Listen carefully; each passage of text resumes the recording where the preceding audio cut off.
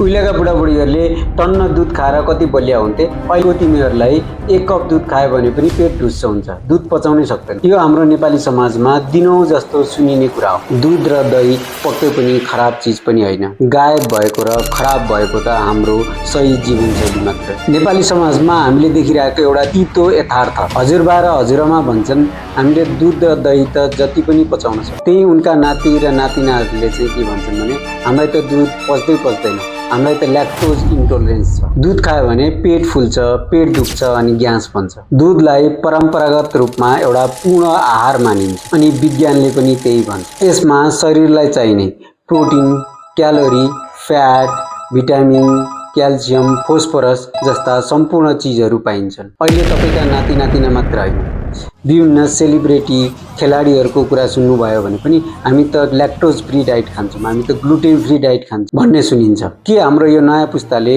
दुध पचाउने क्षमता गुमाएको हो त? आउनुहोस् आज कुरा गरौँ। दुधमा एक प्रकारको सुगर यानि कि चिनी हुन्छ जसलाई चाहिँ ल्याक्टोज भनिन्छ अनि यो ल्याक्टोज पचाउनलाई हाम्रो शरीरले ल्याक्टेज भन्ने इन्जाइम बनाउँछ। भर्खरै जन्मेको बच्चामा यो ल्याक्टेज भन्ने इन्जाइम प्रशस्त मात्रामा हुन्छ, त्यसैले बच्चालाई दुध पचाउन कुनै पनि समस्या हुँदैन। तर जति उमेर बढ्दै जान्छ यो ल्याक्टेज भन्ने इन्जाइम पनि बिस्तारै कम हुँदै घट्दै जान्छ अनि यो उमेरभन्दा धेरै चाँडो ल्याक्टेज इन्जाइम कम हुने अर्को कारण हो हामीले दुध र दही नियमित रूपमा पिएनौँ भने। पहिलाका मानिसहरू नियमित रूपमा दुध र दही पिउने गर्दथे, त्यसले गर्दा यो ल्याक्टेज भन्ने इन्जाइम चाहिँ सुक्नै पाउँदैन थियो र बनिराख्थ्यो। तर आजकलको जमानामा बच्चा जन्मेको केही समयमै आमाको दुध होइन फर्मुला फिड खुवाउने जमाना आइसकेको छ। त्यो सँगसँगै जतिसक्दो चाँडो आमाको दुध बन्द गर्ने र अन्य खानेकुरामा जोड दिने चलन पनि बढेको छ। त्यो मात्र होइन, अहिलेको नयाँ पुस्ताले महिनौसम्म र लामो समयसम्म